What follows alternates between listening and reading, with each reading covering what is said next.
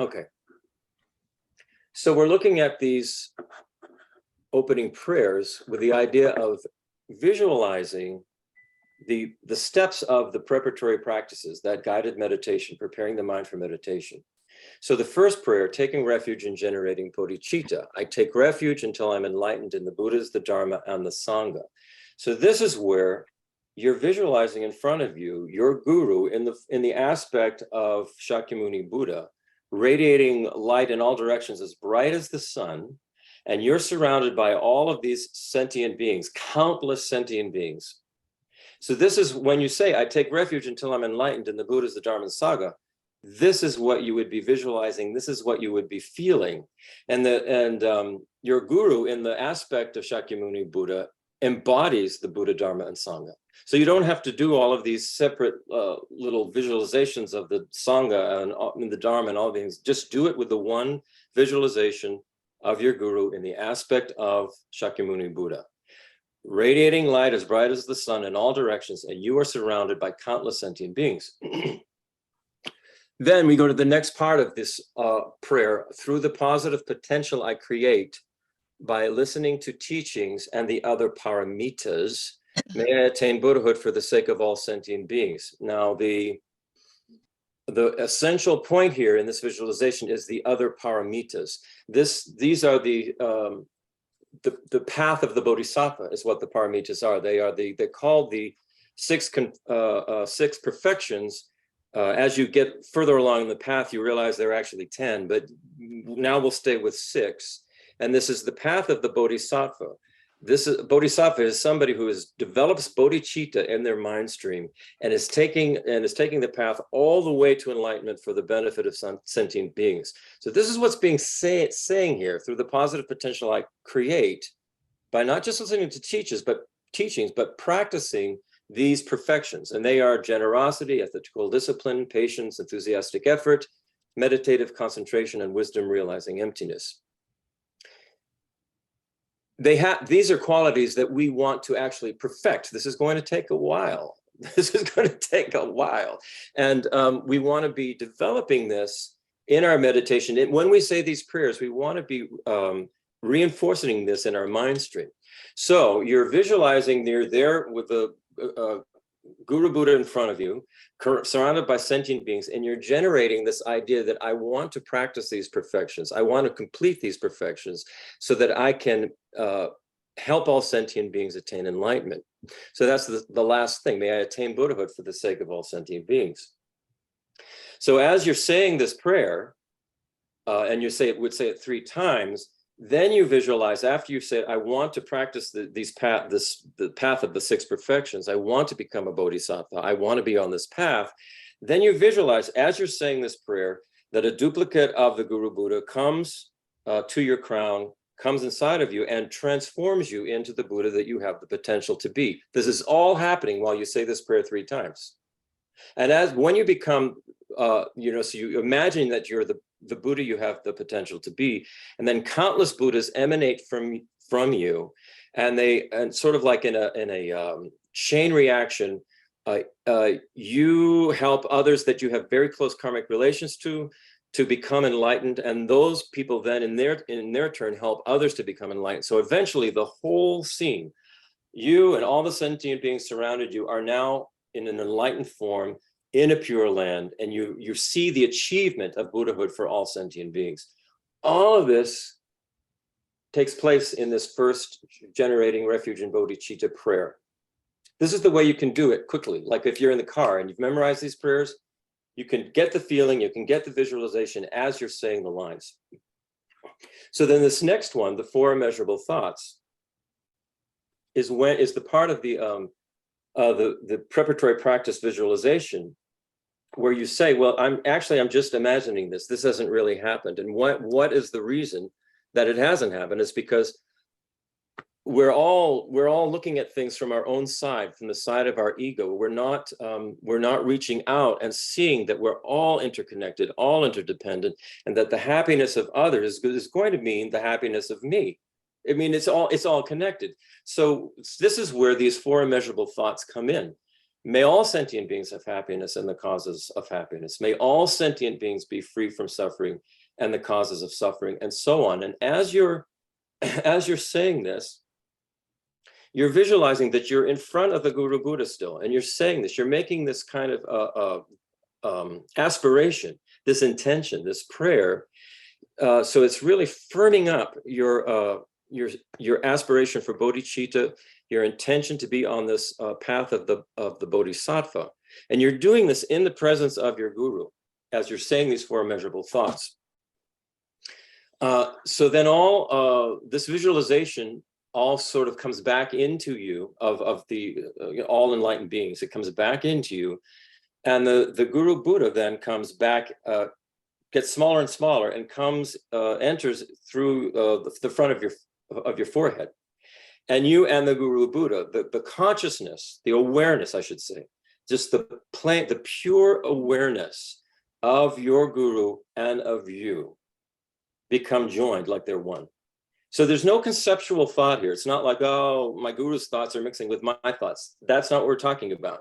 We're talking about basically like the clear light mind, the awareness, the pure awareness of your guru, who is in the aspect of the Buddha, and you merge and blend, and you get into this state of unchanging bliss. And you just hold that for I mean, if you're in the car, you hold it just for a couple of seconds, just so that you can just sort of feel it. So this is after you've said, may all sentient beings have equanimity, be inseparable from happiness. This is after that. I know this is a lot, but once you do the practice a few times, do the preparatory practices, you can do this. I assure you, you can do it. And it can go very quickly, and you can actually feel and experience very quickly the essence of these particular prayers. So I'll do a new prayer sheet at some point. We need to, Kavita, can we skip from the invocation of the Buddhas and Bodhisattvas and go to the seven limbs? Thank you. So right now in this process, after the four immeasurables, you're in this state of sort of immutable bliss. Your awareness and the Guru Buddha's awareness are combined. And then you imagine that this bliss becomes just empty space that goes around you in every direction, like a sphere of clear, infinite empty space, right? This is emptiness that we're talking about. And you imagine it as clear, empty space in front of you. And then we go to the seven limb prayer. So what we do is, the first thing is we generate this visualization of what is called the merit field, the field that we can develop our merit, develop our positive qualities, and purify our karma, our negative karma. So into this sphere of emptiness, we then project this vision, and this is just in our own mind, of we're in this sparkling green meadow in the sky before us. The Guru Buddha appears sort of like the way a rainbow would appear in the sky. There are multicolored rays of light coming out of the Guru Buddha in all directions. So it's like multicolored sunshine, just radiating out. On either side of you are those aspects of yourself from the time you were a little baby all the way up to now. And then behind you are the beginningless, countless lifetimes that you have had in a cyclic existence. So your entire experience of cyclic existence is there with you, in front of the Guru Buddha, who's in the sky in front of you. So, okay. So then what you do is that you imagine that from the Guru Buddha emanate all of the Buddhas that exist from the past, present, future, all of the Buddhas that exist. So the sky is completely filled with Buddhas. And this is where then you begin this seven limb prayer. Reverently, I prostrate with my body, speech, and mind. You and all of the aspects of yourself since beginningless time are prostrating in front of all of the Buddhas who are there in front of you in the merit field. Then you present clouds of every type of offering. So oceans of clouds of offerings that you're sending from not just you, but all the aspects of yourself from this life and past lives. So it's huge. So all of these offerings is sort of like sparkling energy in the sky, right? And you make these offerings, then you declare or all your negative actions accumulated since beginningless time. This is the whole process of purification, right in this one line. So you have to sort of go through that a few times, that aspect of the preparatory practices, so that you can quickly go through these, what they call the,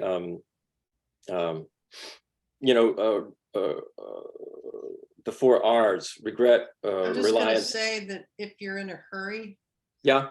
or just for some reason don't have limited time, you can also do the 4 R's, quote unquote, extremely rapidly. Yeah, that's what I was going to say, honest, is the 4 R's. You can just generally think, because I'm still an afflicted being, I'm creating, I'm committing negative karmas all the time.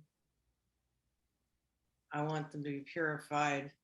I'm doing my, you just sort of admit that you're not perfect, admit that you can sort of condense it, and then just resolve to keep trying to do it.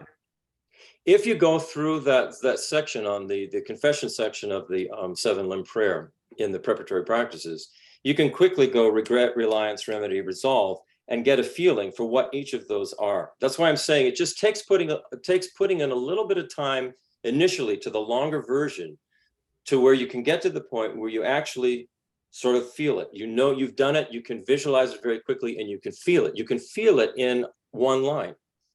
So then you rejoice in the merits of all holy and ordinary beings, which is, if you've done the meditation of rejoicing in the preparatory practices, you will get a very powerful feeling about rejoicing. You can just pick an animal that you saw that day, and you can get a very powerful feeling of rejoicing in their merits and their qualities. So then you are asking all of the enlightened beings and the Buddhas, the Bodhisattvas, to remain until samsara ends, to turn the wheel of Dharma for sentient beings. You could picture, a golden spoked wheel, 1,000-spoked wheel of the Dharma in front of all of the Buddhas in the merit field. And then you dedicate the merit created by yourself and all others to the great enlightenment. You can do this in a very quick way and feel it, rather than just like reciting these words like, well, I'm not sure I know what these actually mean, but I'm going to recite them because the Lamas told us to. Then you can go to this, the mandala offering, which is you're imagining a completely purified universe of consciousness and form, and you're offering this to all of the beings in the merit field. And what's the final one, Kavita? Scroll up a little.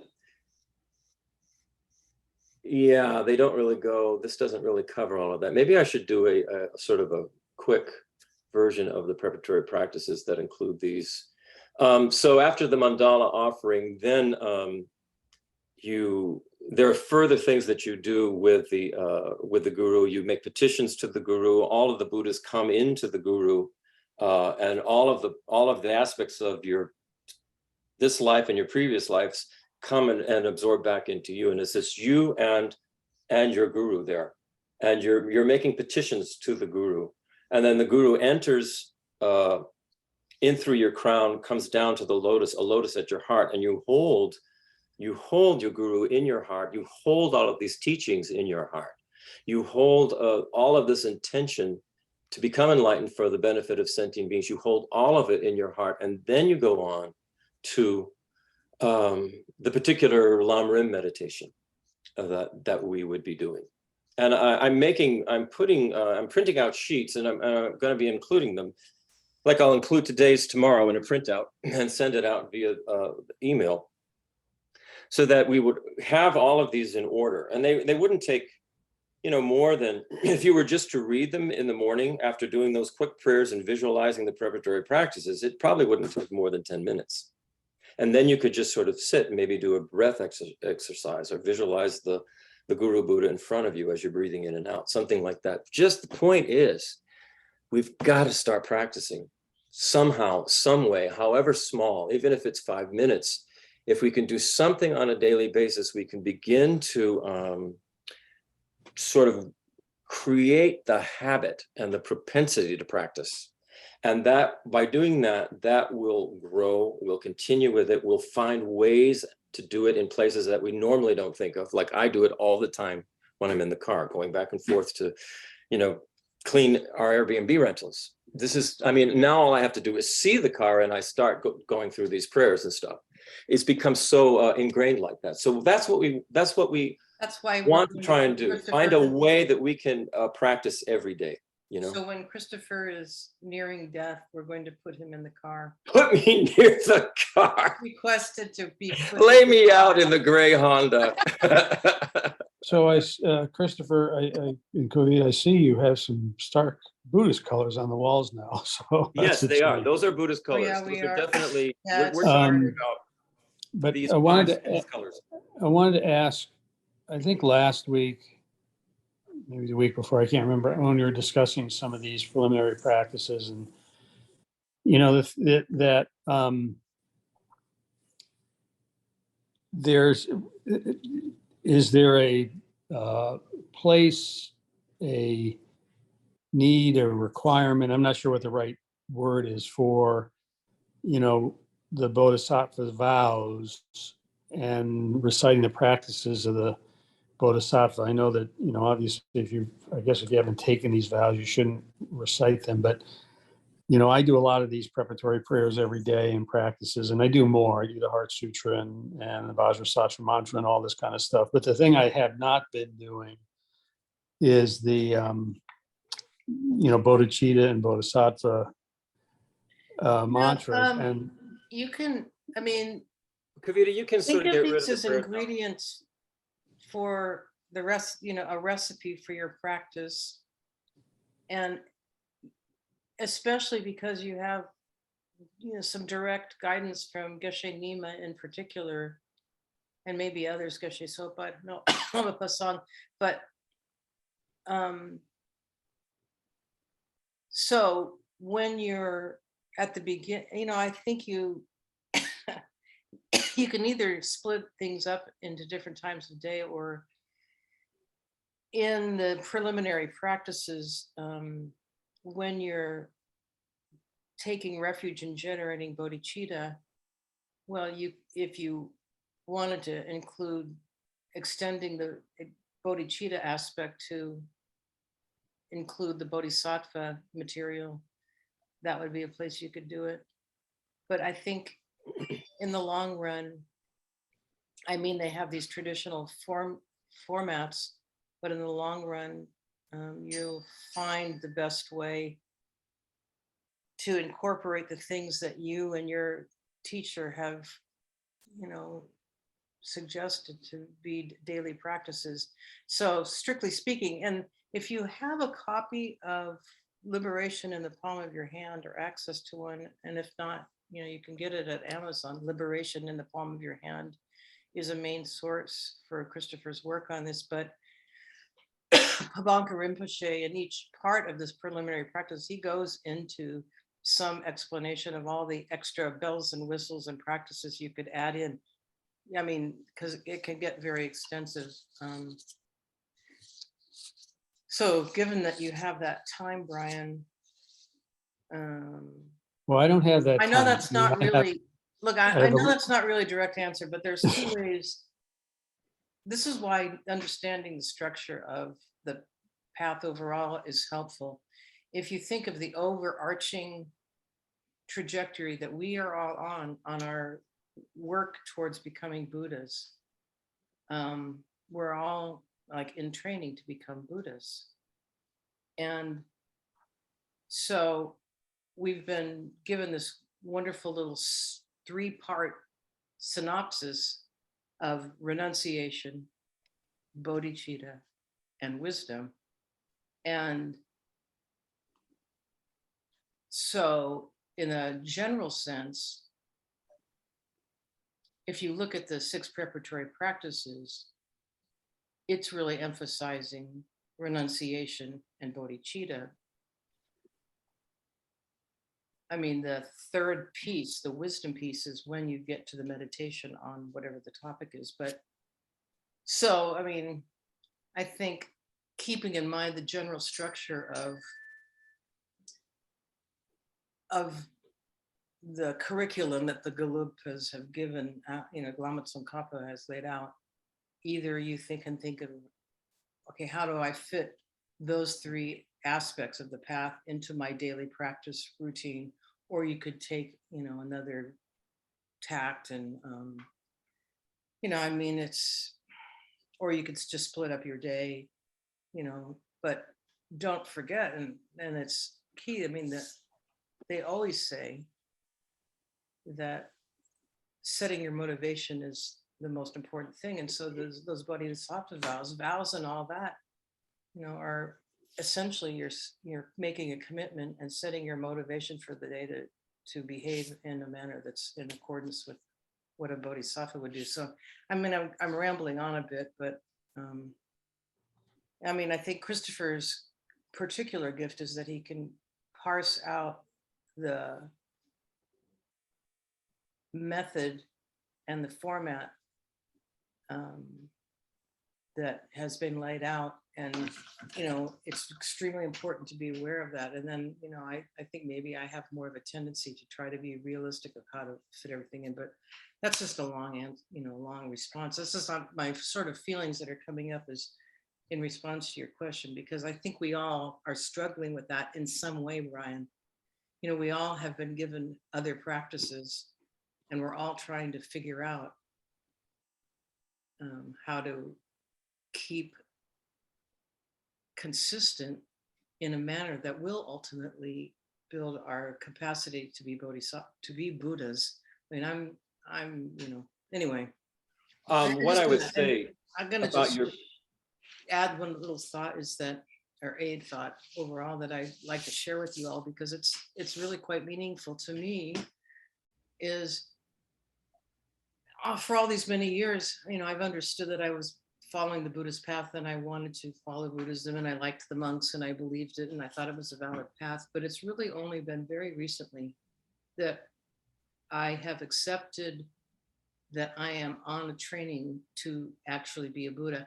It may be somewhat like becoming a medical doctor, where you intellectually, you understand, you're learning all the material, and then suddenly you start your first direct work with human beings that are sick.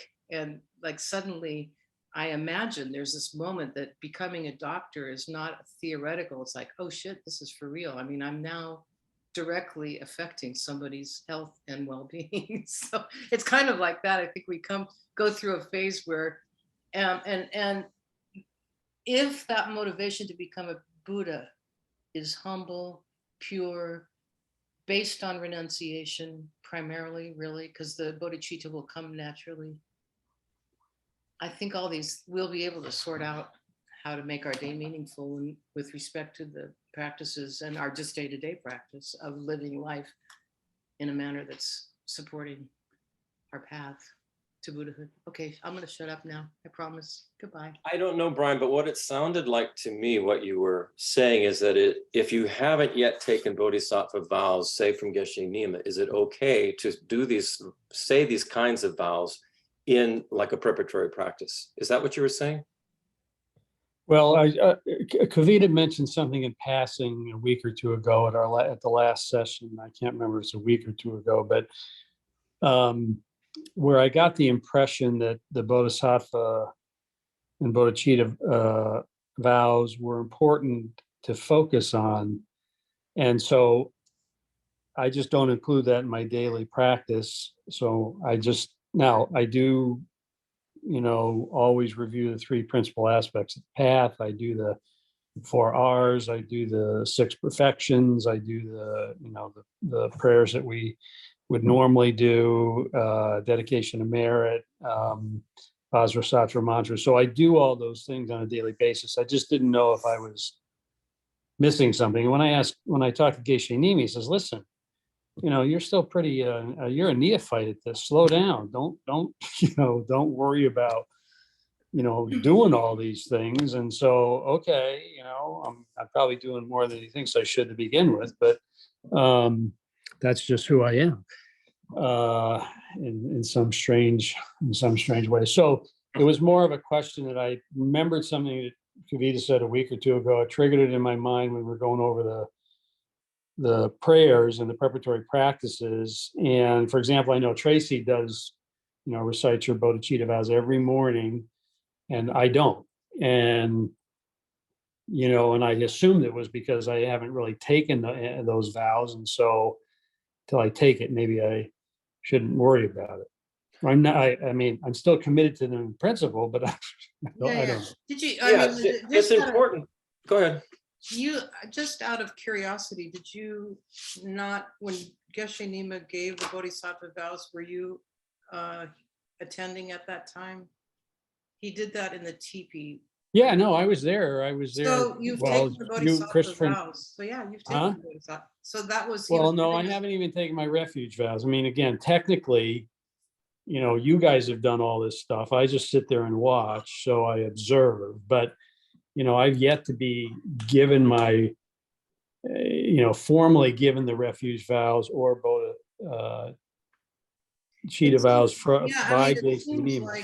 I'll tell you something that Geshe Dragpa told us, also some of the other monks told us, that the vows, when you take them from a lineage holder, monk or nun or somebody like that, those are, it's a formal process that you go through. However, they said, if you don't even have that in your life, all you have to do is visualize the Buddha in front of you, and you can take those vows. The important thing is that you've made that commitment yourself, that you feel that yourself. I mean, many people, I think, take bodhisattva vows because it seems like it's a great thing to do, but they're not actually yet really committed to that, and they don't really get to a bodhisattva practice maybe until several lifetimes from now. I don't know. But I've seen people just come, take bodhisattva vows because it seems like it's the next great thing to do, but it really is a personal commitment. So it's absolutely okay to go through any of these practices and the preparatory practices, any of the prayers that are about generating bodhicitta, generating the wish to become a bodhisattva. All of that is perfectly fine to do. If you don't feel that you've taken formal vows with, say, Geshe Nima yet, it's still fine to do that. I mean, it's beneficial to do it. It's good to do it. It's good to start to feel that motivation and let that motivation sort of grow within you.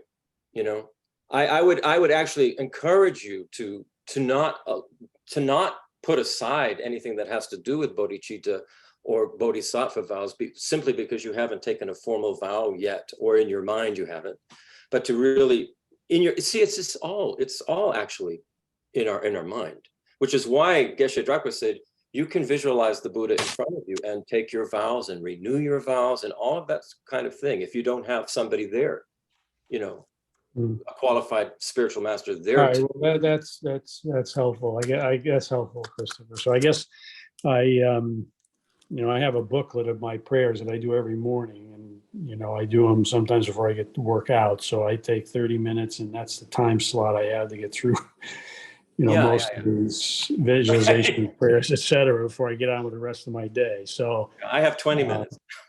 Well, but you're much better at this than I. You're much more both of you are much more practiced than I am at this. So it's probably a lot easier for you. So Geshe Nima, he gave an extensive teaching on this. Yeah, Tracy and Brian have that little book. Well, Tracy has it. I don't know. I don't see. Again, I think he gave it to her because she took her vows. I don't think he ever gave me a copy. Okay. Well, anyway. Yeah. All I'm saying is, don't worry about that you haven't taken your vows. Yes, we want to be developing this kind of altruistic intention to become enlightened. Look, right Brian, away. let's get to the bottom line. The reason, if you are on the path to become a Buddha, because not only do you want to get yourself out of suffering, but you want to drag others out of their suffering, you're good to go.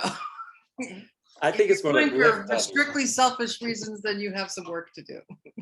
No, well, again, I've taken up enough of your time. I mean, I care about. No, that's what this is all about. I mean, no, I care about the rest of the world, and I care about all sentient beings. So it's not so. I mean, my happiness is, if I wanted to be perfectly happy, I probably would have a different life. But that's the way it goes. So I'm more focused on the happiness of others than I am on my own happiness. So, but I'm just I try to learn as much as I can about all these different things, the dependent arising, and the six perfections, and the five skandhas, and there's like list after list after list of all these things that you're trying to keep in some order, and try to figure out how they all interrelate. It just gets to be a little bit confusing sometimes. So yeah, I agree with you. It can be pretty overwhelming. I mean, when again, you start, and then you start giving them names like skandhas, and you go, "What the heck is that?" They study in the monastery.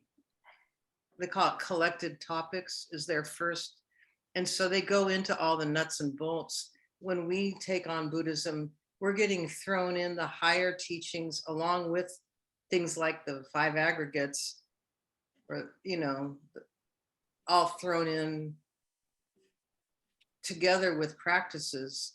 And I think Speaking of that, that's why it's important. You kind of like first learn the dictionary and the terms in a few years of this collected topics thing.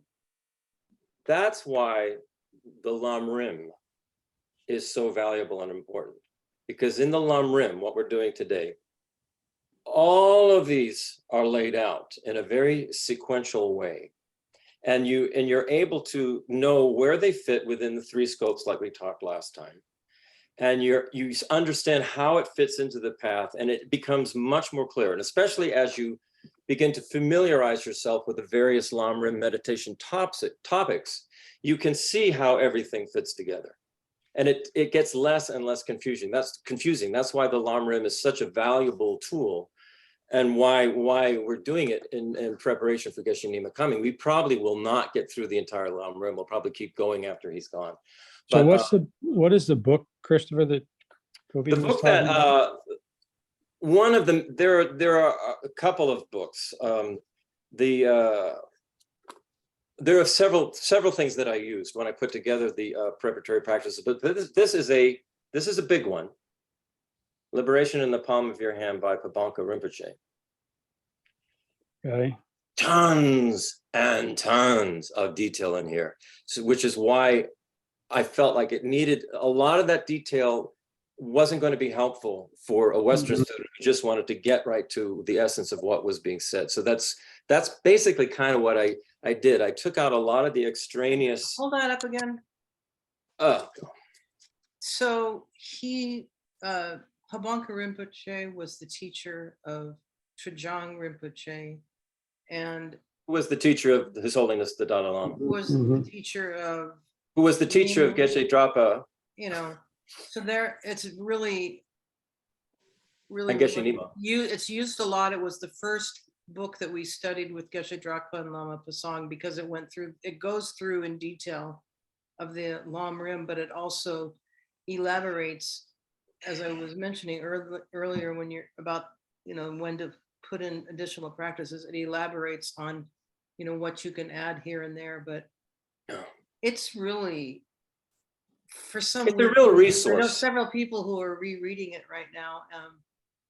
And we have a friend who reads it. It's kind of a fun read, because it's also got a bunch of cultural stories. Yeah, lots of stories. It's sort of fun to read. This is the other book. This is the one that was put together by Tsongkhapa in the 14th century.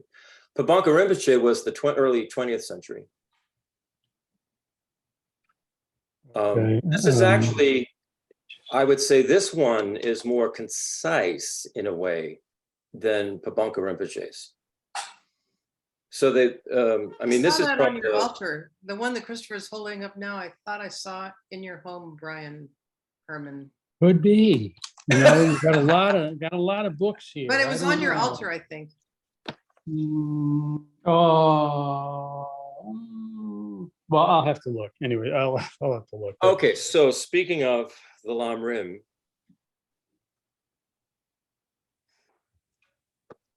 I don't hear you, Kavita. I don't hear you. I hope everybody is finding a way to make this relevant to their own questions and their own attempts to practice faithfully and consistently. Anyway, let's move on. Because it is relevant to all of us. This is relevant. So let's move on to this particular, the first topic. that we're doing today. Now, I want to preface this. This is, we talked last week about the 3 scopes. This is the first meditation of the initial scope, which is the importance of a precious human life. What makes a human life precious? I want to preface this by saying that this is based on the teachings of Tsongkhapa in this book. It's based on the teachings of Pabanka Rinpoche in this book, and it's based on the teachings of Venerable Thupten Chodron, who is one of a number of really good Western teachers. I would put Rabina Corton in there. I would put Alexander Berzin. I would put Robert Thurman in there. There are a lot of good Western teachers who are able to take the information from Lama Tsongkhapa, Pabanka Rinpoche, and their own gurus who were Tibetan teachers, like our teachers are Tibetan teachers, and they were able to put them in a Western context, which is extremely helpful. So these teachings that I'm giving on the Lam Rim, that I'm sort of condensing down, are based on Lama Tsongkhapa's book, Pabanka Rinpoche's book, and the teachings of in mostly Venerable Thupten Chodron, because she's the one who really goes into detail about the Lam Rim. Venerable Rabina, not so much. She doesn't teach in quite that way, but she's an excellent teacher. She's an excellent teacher. It's just I've picked Venerable Thupten Chodron for this particular set of Lam Rim teachings because she has made that one of her focuses. So I want to open with the quote from The Foundation of All Good Qualities by Lama Tsongkhapa. And the Foundation of All Qualities is a very short, condensed version, way more condensed than this, of the Lam Rim. So he's now in this is the second line of that Foundation for All Good Qualities. And what he's referring to is this precious human rebirth, this Lam Rim meditation. Understanding that the precious freedom of this rebirth is found only once, is greatly meaningful, and is difficult to find again, please bless me to generate the mind that unceasingly, day and night, takes the essence of the particular human life we have right now, to not waste it. So we're studying and meditating on a condensed overview of the gradual stages of the path to enlightenment, or Lam Rim topics, that were introduced to Tibet in the 11th century by the Indian Buddhist master Atisha, and then further developed in the 14th century by Tsongkhapa. These Lam Rim meditation practices were not readily available to spiritual practitioners in the West until the mid-20th century. It was after the Chinese invasion of Tibet, and many Tibetans fled to India, and this is when it sort of broke out for the whole Western world. As was previously explained, according to Lama Tsongkhapa, the foundation of the path is the guru-student relationship, which, if it's cultivated properly, will assure that our progress is gradual, steady, and free of wrong views and misconceptions. Next, the 6 preparatory practices were presented in guided meditation form for the purpose of preparing the mind for meditation on the topics of the Lam Rim. Tsongkhapa states that the methods of training in the 6 preparatory practices are prerequisites for the development of bodhicitta in a person of great capacity who aspires to achieve complete enlightenment for the benefit of all sentient beings. Then last week we talked about developing our motivation for practice in the context of 3 types of persons with 3 different motivations based on their capacity, and how they correspond to the 3 scopes of the Lam Rim. A person of initial capacity makes their goal a fortunate rebirth within cyclic existence. The method for achieving that in the initial scope of the Lam Rim is to practice ethical discipline and observe the laws of karma. So in the initial scope, this is the method. When we're talking, Dharma is method and wisdom. This is what we're talking about when we're talking about method. So the method in the initial scope, in order to have a fortunate rebirth in cyclic existence, is to practice ethical discipline and observe the laws of karma. Next, a person of intermediate capacity, due to self-compassion, makes their goal the liberation, complete liberation from cyclic existence for their own sake. The method to do this in the intermediate scope of the Lam Rim is called the 3 higher trainings. This is the training in ethics, the higher training in meditative concentration, and the higher training in wisdom realizing emptiness.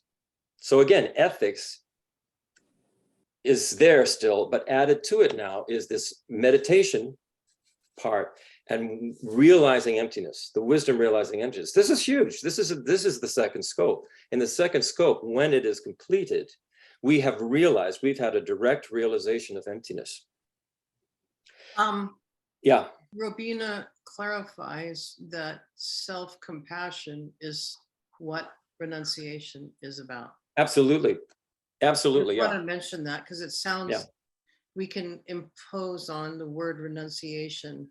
Well, here's a the idea distinction. of giving up drinking, but no. Here's a distinction. We're talking giving about up self-cherishing. We're talking about these 3 scopes in the context of somebody who of great capacity wants to go all the way to enlightenment. If you're just a person who wants to be a solitary Buddha, there isn't that same kind. It's not the similar. I mean, there is renunciation, but it's not as broad as it would be for a person that wants to go all the way to enlightenment. But I agree. I mean, totally agree. That's where Robina was the first one I heard about this renunciation being self-compassion, and it made so much sense to me. You know, what we're renouncing is all of our afflictive emotions and all of the negative actions that we take because of those afflictive emotions. We're not renouncing having a good time. It's completely different than that. So the person of great capacity, due to the development of great compassion, makes their goal the enlightenment for the benefit of all sentient beings. And the method for achieving this in the great scope of the Lam Rim is something that we've already started to do because our teachers are training us to go all the way to enlightenment. So the method for achieving enlightenment is to take refuge in the 3 jewels, Buddha, Dharma, Sangha, cultivate the arising of bodhicitta in your mind stream, take bodhisattva vows received from a qualified spiritual teacher, or if you can't, you visualize the Buddha in front of you and take those vows directly from the Buddha in front of you. I mean, Geshe Drapa clearly said, if you cannot find a qualified teacher who you can take the vows from, you can do this. You can take it directly from the Buddha. It's about your commitment. It's about your, the feeling that you have. And then you enter the Bodhisattva path through the practice of the 6 paramitas, or in English, the 6 perfections. Sometimes they're translated, like in our prayers, as the 6 far-reaching attitudes. And we went over these. They're generosity, ethical discipline, patience, joyous, enthusiastic effort, meditative concentration, and wisdom realizing emptiness. After we've completely perfected these 6 qualities, and that's a long way down this road, but after we've completely perfected these 6 qualities of the Bodhisattva path in ourselves, the final method we use to achieve enlightenment or Buddhahood is the path of Tantra. Now, what I'll say is our teachers encourage us to sort of start training in all of these when they feel we're ready for it. For instance, Geshe Drapa told Kavita and I that we should go to Washington, D.C., take the Kala Chakra empowerments from His Holiness the Dalai Lama, because he felt that this is something we should be doing at the point that we were at. Not that we had even come close to perfecting these 6 perfections, completely making ourselves, we're not even close, but they want to have little bits of the entire path in our minds, so that as we move on this path, we become familiar with it. And it's like doing the Lam Rim meditations over and over and over again. The more you do it, the deeper the meaning of them are for you, the more you can see how everything is connected, and the more realizations, little realizations start popping off that you have.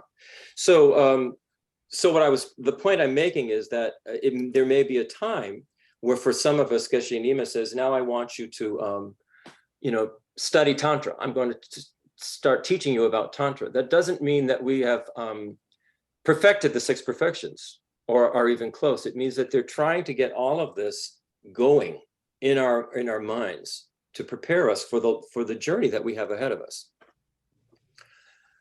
Okay, now we move on to the first meditation topic in the initial scope of the Lam Rim, which is the precious human life. Pabanka Rinpoche calls this topic the optimum human rebirth.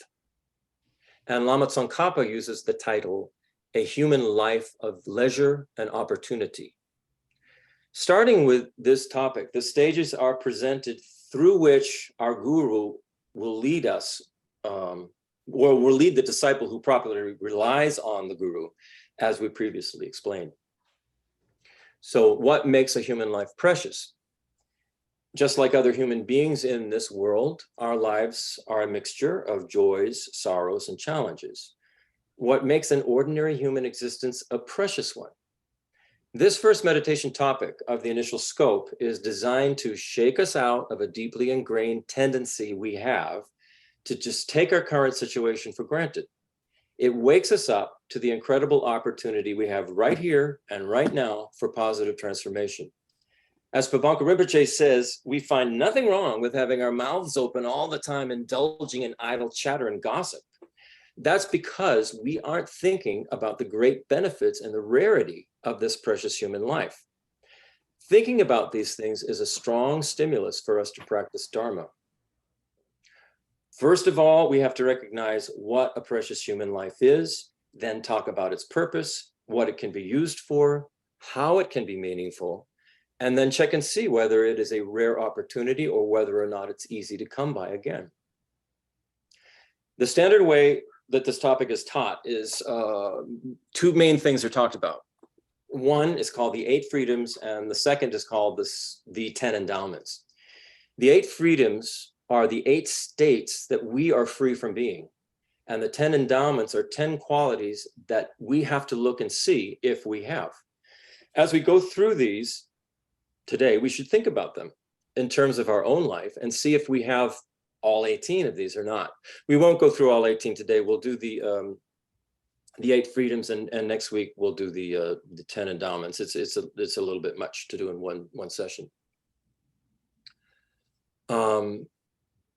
So when we go through, we think about to see if we have these, and if we don't, we think, how can we get some of these qualities? What can they be used for? One of the difficulties that many Westerners have with this first topic is that we're not completely sure we even believe in rebirth. We're not sure if human beings can be reborn as other kinds of living beings. One of the biggest hindrances to thinking that we may have had other lives is that we have such a concretized, solid view of who we are now. We're so settled into and attached to the body we have right now that it's hard for us to even imagine what it was like to be a baby, being so tiny, not being able to walk, peeing in our pants, having our diapers changed all the times. Or it's hard for us to imagine being a very, very old person, unable to get up and walk around, peeing in our pants and having our diapers changed all the time. We're so concretized in our identity right now. That concretization is really a misrepresentation of who we are. Because within the continuum of this human body, it's been continually different, going from a baby to an old person. When we begin to really think about it, we will realize that we're quite capable of living in different kinds of bodies with different capabilities. Geshe Drapa used to talk about this a lot. He's saying, you think you are, who you are now. You think that you were that baby, and you think you're going to be the old person, if you're lucky enough to live that long. But we are constantly changing, constantly changing. We are not the same person that we were even 10 minutes ago. This is impermanence. We are changing. And this is a great thing. That means we have the ability to change. We have the ability to practice and to become enlightened. We just have to open our concepts, open our mind to the possibility of this, and things will really begin to move. A second point about this meditation is that its purpose is not to make us feel proud. We're not listing all our good qualities and good fortune in order to come to the conclusion that we're somehow the best people in the world, superior to those who are less fortunate. The purpose of studying the Dharma is not to become more proud. The whole purpose is to recognize our good qualities and the opportunities we have right now in order to use those qualities wisely and beneficially. We have to be clear that by pointing out distinctions among people and among groups and even among different religions, it doesn't mean that we're criticizing one person or group or religion or placing them on different levels. It only means that things are different in relative ways. In one way, all sentient beings are equal. We all have a consciousness that holds the potential for complete enlightenment. But relatively speaking, an animal, for instance, is different from a human being. They're both equal in that they're sentient beings, they want happiness and they don't want suffering. But an animal can do many of the things a human can't. But the animal can do many things that a human can't, and a human can do many things that an animal can't. And this is quite clear if we begin to analyze it. What we're doing with this meditation is making relative distinctions about relative reality and then trying to develop a constructive way of viewing those distinctions. The purpose of meditating on our precious human life is to make us aware of the opportunities and good qualities that we have going for us right now. Many of us spend our lives taking for granted all of the opportunities and good qualities that we have, and instead we spend our time focusing on all the things that don't seem to be going right in our lives. This meditation is designed to help us rebalance how we're looking at our life. By noticing all the good things, it makes us realize that yes, we may have some difficulties, but compared to what we have going for us from a larger perspective, our difficulties aren't as serious as we think. So let's get into the 8 freedoms. Not every human life is a precious one. We first have to identify what a precious human life is before we can even want to extract the benefits from it. As Pabanka Rinpoche says, the bricks of your hearth may be made of gold, but if you don't know it, you'll still be a poor person. So from the beginning, we need to identify the unfavorable states for Dharma practice that we're currently free from. These are called the 8 freedoms. 4 of them are freedoms from non-human states where there's no chance to practice the Dharma, and 4 of them are freedoms from human states where there's no chance to practice the Dharma. Nagarjuna, the great Indian Mahayana Buddhist scholar and founder of the highest Madhyamaka school of Buddhist philosophical tenets, mentions these 8 favorable states for Dharma practice in his letter to a friend. And here's what he says. Upholding wrong views, being an animal, hungry ghost, or being born in hell, being without a Buddhist teachings, being in a remote place as a barbarian, being an idiot or a mute, or a long-lived God. Those are the 8. Any of these rebirths is one of the 8 faulty, unfavorable states. Because you have gained a favorable state free of these, strive to block your future rebirths. So now, before we go any further here, we should remind ourselves that Nagarjuna is considered to be one of the greatest thinkers in Asian history.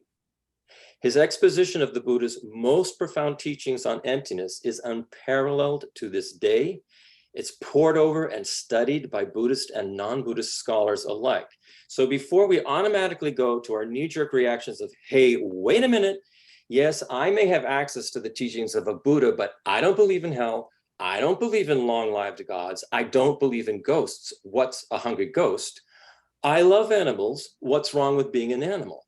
And isn't it a little enlightened to be calling other people barbarians, idiots, and mutes? And what's a wrong view? So here we go. Let's start with hell. Many of us, due to our past religious or cultural conditioning, think of hell as some kind of awful, infernal place that's supposed to concretely exist out there somewhere in some terrible realm that's independent of our state of mind, where very naughty people go after they die to be burned, tortured, poked at, frozen, chopped up, smashed, and reassembled so they can go through the whole process all over again ad infinitum. Many of us have written this concept off as manipulative mind control of the masses by an authoritative religious hierarchy. And we may not be 100% wrong about that. However, we may not be 100% right either. According to the Buddha, all experience consists of a state of mind or conscious awareness combined with an appearance of form that corresponds to that state of mind or conscious awareness. We don't have to wait until we've died and gone to some other realm to experience the kind of pain and suffering that we would call hellish. Recall a time in your life when you were very depressed or hostile and angry or very fearful and paranoid. What was it like to be in that state of mind? Do you remember how painful that was? That mental state can become so strong and intense that it creates your experience of your entire environment. Somebody could simply smile at you and say, "Hey, how are you?" And you'd think they have malintent or want to harm you. That's how insane we can get, because our projection on our external environment is so strong that it becomes our whole experience. Or imagine having an extremely severe neurological or cancerous disease where your joints, nerves, organs, muscles, and skin are hurting, churning in pain all the time, and you have no relief from it. Combined with that, you have excruciating mental pain, so that your entire experience from morning to night is nothing but pain with no break. This is the kind of pain that my father had before he died. And it was like hell. And if we had that kind of pain, wouldn't we call it hell? And in that kind of physical and mental state, would we be able to practice the Dharma? At this very moment, right on this planet alone, never forget a hell realm, there are millions of animals and people, from the tiniest insects to the largest mammals, from the smallest of children to the very elderly, who are suffering a hellish existence of unimaginable pain and unimaginable suffering in horrible circumstances. At this very moment, we are not among them. We're free from that kind of existence, whether it's here in the human realm or existence in some kind of hell realm. This should be a cause for great humility and great compassion in us. And it should be a cause for us to not waste the precious opportunity we have right now for our spiritual development before it passes us by. The second freedom, we're free from being a hungry ghost. So what's a hungry ghost? What are they? Again, this is a type of life experience that is a manifestation of a state of mind. It is a life that experiences continual frustration and clinging. Think of a time in your life when you felt tremendously insecure and you clung on to whatever was around you, whether it was a person or an object or a substance or a situation in your life. Or think of a time when you've been really obsessed with something, really desired something, where you cannot get your mind off of that thing, and the frustration that comes from not getting the thing that you want. You never feel secure enough, you never have enough, and as hard as you try, you can never find any lasting satisfaction. Can you remember anything like that in your life? Now, imagine that mental state appears to you as your body and your environment, so that your whole life, from the time you're born to the time you die, is just grasping and clinging and frustration and running from one thing to the next, trying to get something that's going to make you happy. This is the life that exists in the realm of a hungry ghost. But this is also the life of a severe addict who has become nothing more than a hollow, empty shell of a being constantly searching for their next fix. There is no chance and no time and no inclination to practice the Dharma in that kind of existence. Under certain conditions and circumstances, any one of us could experience this type of downfall. And many of us personally know others who are caught up in an existence similar to this, and we've not been able to effectively help them. At the present moment, we are free from experiencing this unfavorable state of being. We should use that freedom to practice the Dharma so we can learn to be a benefit to others who suffer in this way. The third freedom is called the freedom from being born as an animal. A rebirth as an animal is unfavorable for Dharma practice because of an animal's inability to comprehend the Buddha's teachings. This is reality. It's not a criticism.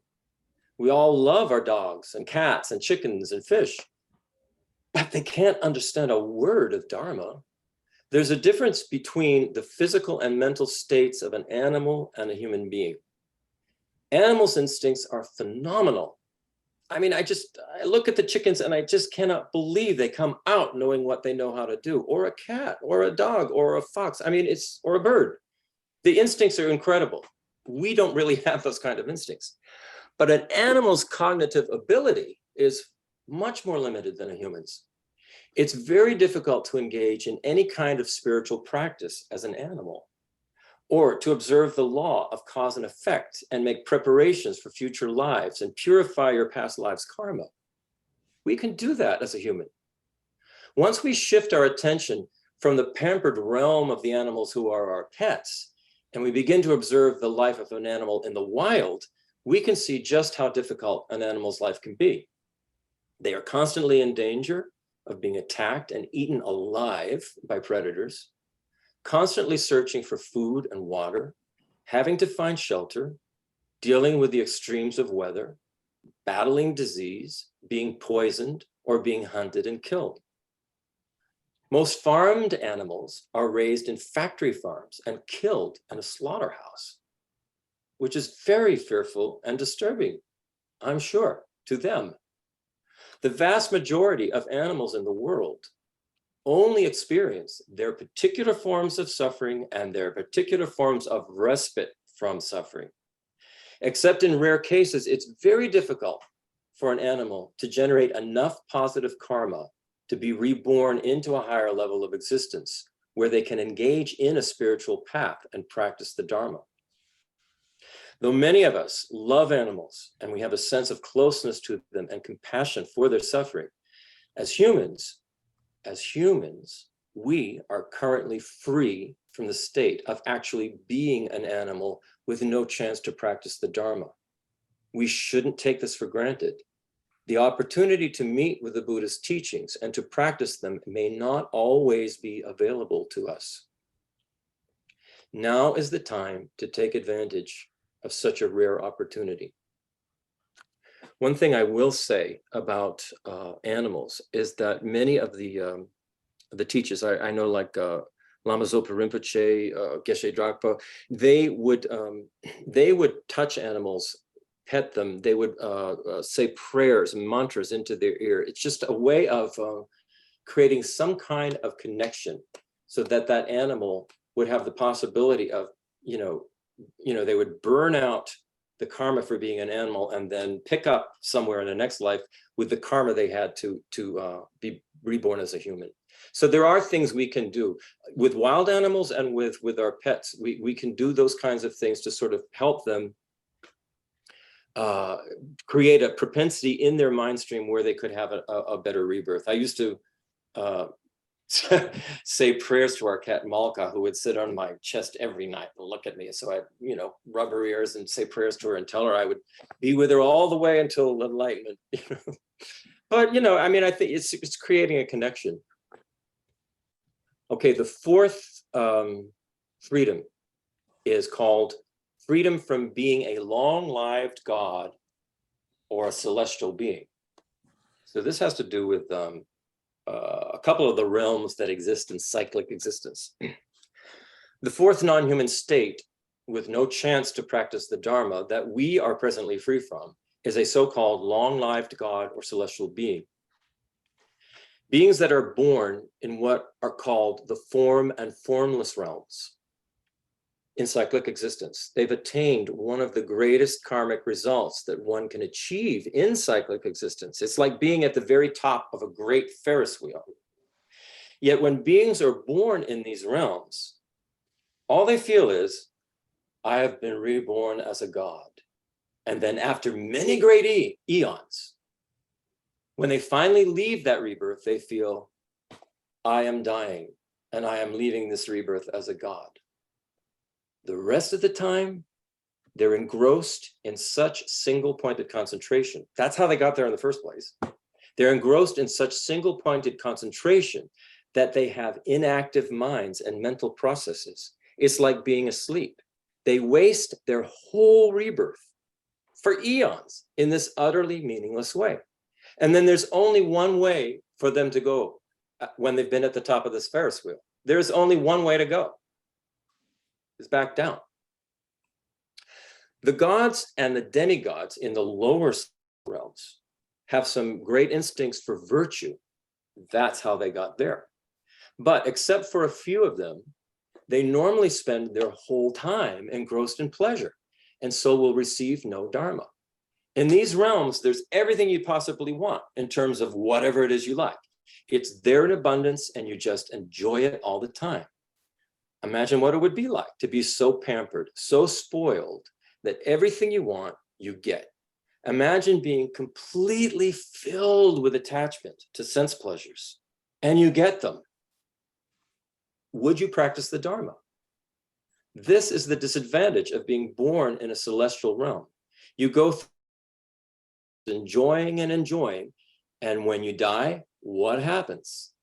Again, we are at the top of this Ferris wheel, but you've consumed all of that good karma. So there's only one way to go. Boom, back down. You're born into a life of a lot more misery, and you're born there without having made any preparation for it, because you spent your whole life just enjoying yourself. We should rejoice and we should be happy that we're free from being reborn in a God realm. Because if we're serious about attaining enlightenment, situations of extreme pleasure are just as disadvantageous as situations of extreme pain. In our ordinary state of mind, like we have now, we can't cope with too much of either. We get totally overwhelmed. So those are the four non-human freedoms, freedoms from being those kinds of non-humans. Now there are four freedoms that come from being unfavorable human states. So here's the fifth of the 8. Being born in a remote place as a barbarian. This means that we have not been born in an uncivilized place among savages or in a place where religion is outlawed. Say you're born in a place where there's human sacrifice or animal sacrifice. It exists. It's going to be difficult to practice the Dharma because there won't be any teachers around, and you're going to come to hold the views of your surrounding culture. You're going to engage in animal sacrifice or human sacrifice, and it'll be very difficult to put your mind in a virtuous state when you're born into that kind of place. Or imagine being born in a country where religion is outlawed, like this happened in Tibet at the time of the Chinese communist takeover. Everyone in the monasteries were completely defrocked. They made monks and nuns have sex in public. They made them collect feces, and if they didn't collect enough feces, they would beat them. They were caught. If they were caught even moving their mouths saying prayers, they were beaten. They were imprisoned and they were tortured. They were tortured with cattle prods. Would it be difficult or easy to practice the Dharma in a place like that where religion was outlawed? Could you have teachings? Could you learn? Could you practice? So we're very fortunate to be born in a place right now where there is religious freedom. It doesn't mean that everybody who's born in a place where there is no religious freedom is bad, or that everyone who's born in an uncivilized place is bad. It means that in those situations, there's no freedom to study and practice the Dharma because the external conditions around you just won't allow it. We are very fortunate now not to be experiencing that. We have a lot of freedom and a lot of capability, and we should take advantage of that while we have it. The sixth freedom that we have, that we're free of, is that we're free of being without a Buddha's teachings. We're free of being born in a place where the Buddha's teachings are unavailable and where a Buddha hasn't appeared and taught. It's quite possible that there are many places in the universe that have life and sentient beings, other planets, other kinds of societies that haven't had the fortune of having a Buddha come to their planet and teach the Dharma. If a Buddha hasn't come and hasn't explained the whole path to enlightenment, well, then there's no opportunity to practice it. If there are no teachers to explain the methods of how to develop bodhicitta or how to decrease our attachment and anger and develop our wisdom, then it will be impossible to learn them. So we've been very fortunate in our life to be born into a situation on a planet where the Buddha has appeared on this earth and has given teachings, and that those teachings still exist, and they're carried down from teacher to student in a lineage that has come to us right to this very day, and Geshe Nima is one of those teachers and will be here in November. I mean, if you look at it from this point of view, you just have to almost pinch yourself when you think of how fortunate we are. The seventh freedom, that is a human state that we're free of having, is what Nagarjuna said, being an idiot or mute. So what this means is that we're free from being born with severe mental or physical challenges that make the study and practice of the Dharma extremely difficult or even impossible. This is not a criticism of those who are severely challenged mentally or physically. It's just saying that there is a difference or a distinction between having the full use of one's brain and the body's sense faculties and not having the full use of them. If we are born with a defective or unclear mind, or with defective speech and sense faculties, we will either not understand the real purpose behind the Dharma, or only go through the motions and not practice properly. Right now, we're free from those disadvantages. It's something to be grateful for, and we should use our abilities in a very constructive way.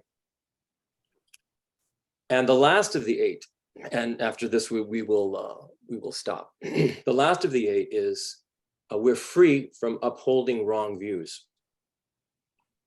Being a person with wrong views is actually the greatest hindrance to taking up the Dharma. That's why Nagarjuna's letter put it at the top of the list. An example of upholding wrong views would be to stubbornly and tenaciously assert that it's impossible to become enlightened, or that karma doesn't exist, or that all phenomena exist independently and separately. Or we could uphold wrong ethical views. So we could say, it's okay to kill, it's okay to lie and steal and sleep around. These wrong views could completely overwhelm our mind and make it extremely difficult for any kind of altruistic thoughts of loving kindness, compassion, and wisdom to arise and take root. We're free right now of having such stubbornly held wrong views in our mind. So what we should do is develop a feeling of joy that we are free from these 8 unfavorable states for Dharma practice. For instance, if there were 8 difficult but mundane things that we had to achieve, and we'd achieved them all, we'd be inclined to say, wow, what good fortune that I achieved those things. So with something so much more important, are we not that much more fortunate still to have achieved in this lifetime these 8 freedoms that are so difficult to achieve? We have so much freedom and opportunity with us right now. So in the next session, we'll talk about the 8 endowments, or the 8 fortunate qualities of having a precious human rebirth. It just, or I'm sorry, it's 10 endowments. would have been too much for today in one session. So any observations or questions about this precious human rebirth and the 8 freedoms? And I have a question. yeah, And that is it assumed that, because we are free of these 8 states, that in previous incarnations and existence that we have gone through these? You see someone in your own life that's suffering, from one or all or many of these, and so many people, so many humans are suffering in these states. And you also see glimpses of sometimes, someone that's had a lot of loss, and they're grasping, and eventually they learn to let go of that because of the experience of having gone through the difficulty. So is it assumed that, when we can try to help others in some of these states, but is it assumed that it is beneficial because having gone through these difficult states that they will eventually become free from it? Is that kind of like how it works? the short answer to that is yes. What the our monks and teachers always told us is that we have been in cyclic existence since beginningless time. That, I know, we can't even wrap that concept around our minds. However, what it means is we've done everything. We've been everything. We've experienced all these things. It's sort of like, when somebody's hammering metal to make it to make it pure and to make it pliable so that it can be, they're burning metal and melting it and hammering it so they'd be pliable enough to shape into something beautiful. It's almost as if we have to go through this process. It's been beginningless. So yes, we've been in the hell realms. We've been animals. We've been hungry ghosts. We've been all of these things. This is what the Lamas say. We've been it. We've done it all. The point is, here we are right now. We've done enough. We've had enough of those kinds of experiences, and we've had enough glimpses of what it is, what the possibilities are, that we've wound up with a life like the one we have right now.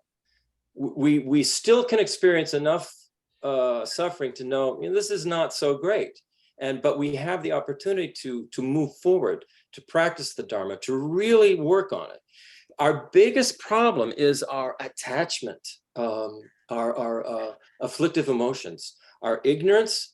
Basically is where it all stems from, our ignorance of how things really exist. What is the nature of ourself?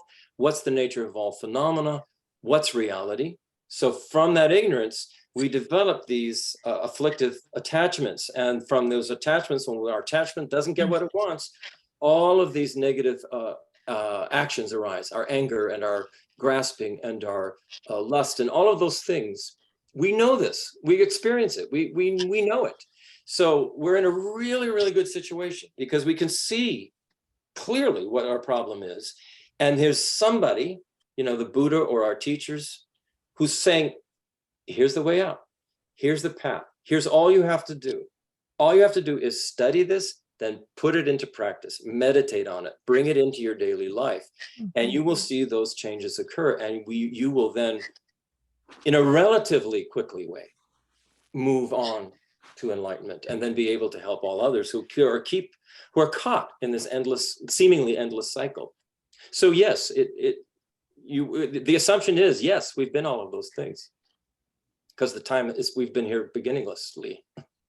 And that others in some of those states, yeah, it's an opportunity. It's difficult. I mean, we can do what we can to help, and it's difficult to watch, but there's some hope in that they're burning through it somehow. Yeah, there is hope. Absolutely. It just takes, sometimes it takes just enough suffering that we realize, I'm going to, yeah. Can you sort of overlay how karma would play into this? Mm-hmm. Well, karma is our In other words, action. okay, let's just say Marin's talk. I remember in India, we saw a man walking across the street, but he had no legs. So Yeah. he was going through a particular type of suffering. Yeah. Now, it's, All right. it's not like there's a menu of afflictions and Yes, maladies and sufferings yeah, that we all go through, although they say theoretically we've all been that man with the no legs. Right. It's not like there's a checklist. I yeah, think karma is somehow, you know, Karma is directly related to whatever negative action or so like positive. when Merritt's, let's say Merritt's thinking of somebody who's like an alcoholic or say Mhm. depressed and alcoholic and Yeah. they're I mean, I think suffering. many of us know people like that. Okay, so karma is involved in this situation, yeah. and their opportunity to learn or not learn or to benefit from it or not benefit from it is kind of related to it's not, I mean, how, well, you know, Well, in other words, you know, I'm wondering if every suffering being is necessarily learning, or is it just the accumulation of so much suffering that we finally go, there must be some other way to. I think it's more like that, Kavita, because many times we don't learn. Look how many times in our lives we make the same mistake over and over and over again. We don't learn until we've made so many mistakes that we go, you know, maybe there's a better way to hold a hammer or climb a ladder or paint the wall, you know, than what we've been doing, splattering paint all over the place. You know, maybe there's a better way, but it can take quite a long time because we're sort of we're creatures of habit. And it's nothing more than habits. What our negative actions are nothing more than habits. And the more that we engage in whatever kind of action it is, negative or positive, the more we engage in that action, the stronger it becomes for us, the deeper the groove it is that we're entrained to. So the whole point here is to begin to recognize that and go, okay, I think I need to make my groove the Dharma groove so that I become more and more entrained to this way of being and thinking rather than the afflictive emotional way of being and thinking, which is what we've all done. We've all done. So somebody who's an alcoholic, say like my sister who died from alcoholism, what the Buddhism would say is there was a propensity already in her mind stream, a very strong habit from previous lifetimes of doing something similar to that. It may not have been an alcohol, but it would have been some kind of addictive substance or way of being that he was unable to stop. And so it was her natural propensity and inclination to do that. And we're all that way. If we look at what our habits are, the things that we can look back in our childhood and we say, you know, this particular way that I wasn't at all like my brothers or sisters, or this is nothing that my parents, you know, made me do. I sort of came in with this kind of propensity, whether it's a good one or a destructive one, you know. And that's simply from habit of doing it before, many times. Similar actions. And I guess we can also look at the people in our lives that are suffering, that it seems like, but if you are kind and compassionate in whatever way you can, there's all kind of relationship with, you know, that suffering being is giving you the opportunity to practice the Dharma. Oh yeah. Something about their path also, you know, that, you know, someone who has all these afflictions and, you know, deep grooved of these different states, but yet there's someone in their life that is offering them, you know, a roof over their head or kindness or his teaching, even though they may not seem to take it, understand it. It's in You're breaking up a lot, so it's hard to follow what you're. As opposed to someone with these states that it's not even in their, you know, it's just not even in their realm of, you know, it's interesting. It's that this is very thought Well, wait. provoking, you know. Yeah, it's you're wonderful. breaking up a lot. You're breaking up a lot. So I love this difficult to teaching hear, but today. I'm so glad I joined. this is like one of the eight freedoms that we're free from. Things breaking, our voice breaking up. It was difficult to. Sorry. Merit, hello? Okay. It's just words.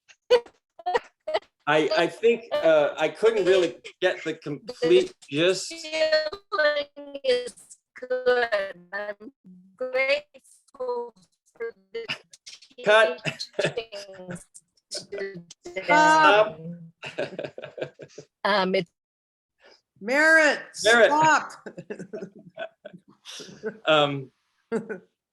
Can I- I ask another question? Well, I just want to sort of address what I think maybe she might have been getting to, and that is, there is no mistake that the people who are in our lives are in our lives. There is no mistake that we have to deal with alcoholics in our families, or drug addicts in our families, or abuse. There's no mistake. Okay, It is yeah. our karma. It's our karma. It's a joint. It's mixed. There's joint karma. There's group karma. There's family karma. So if we can look at it that way, then we don't get so pissed off and think, this just isn't right. I want out of here. I want a divorce. I want to leave this family. I don't want to be part of it. We actually accept, wow, this is my karma. You know, I generated the causes for this. What am I going to do about this? How do I effectively deal with this that is in line with the Dharma? And sometimes it could be that you just turn your back on that person who's an addict or alcoholic, because there's no other. You've tried every single thing else. You've tried. I mean, this happened with my sister. And you wish them well, but it is our own karma as well, not just theirs. I don't know if that's what Merit was getting at, but that's kind of what I was picking up. So what were you going to say, Kavya? Then we'll close. I just wanted to, it had to do with the word practice, and just wanted to say or ask or reaffirm that practice, we have the study, which is the study and the developing of the methods, which is what we do when we're reading and meditating. And then when we get about our daily lives and situations come up, that's when we practice.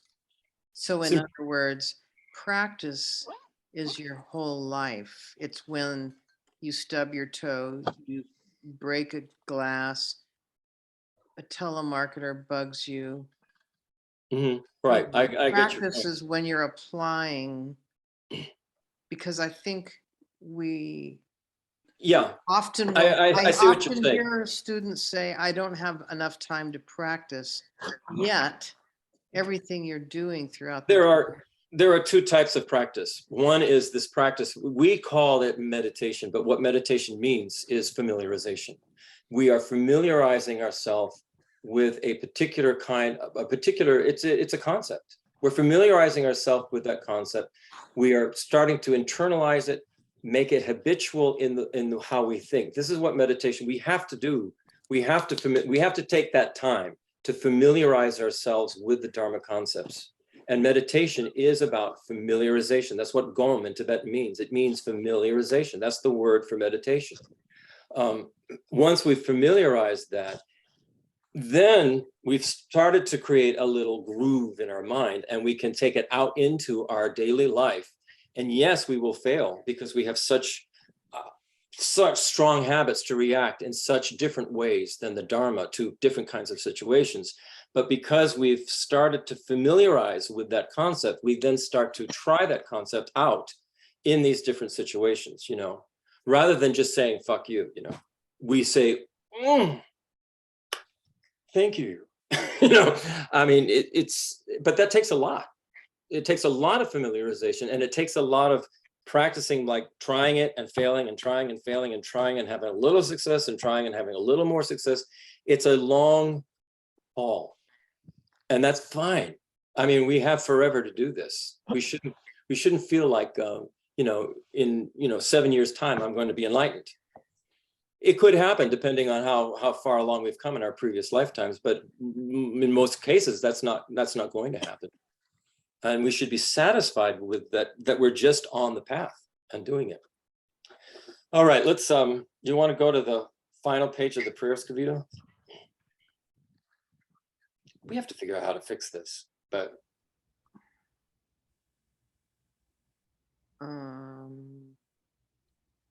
Where'd it go? Is it not on your screen? It's on my screen. No, I minimized it. No, hold on a second.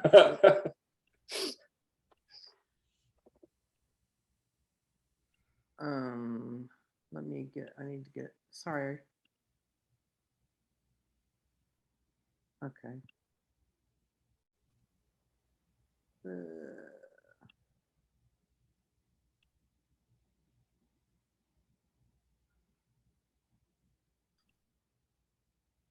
Okay, so the dedication prayers. Okay. So, oh, look at that. All right, let's go ahead and read these in English today. Can you? Yeah, how about that first, the very top one that you've cut off? You're getting way big.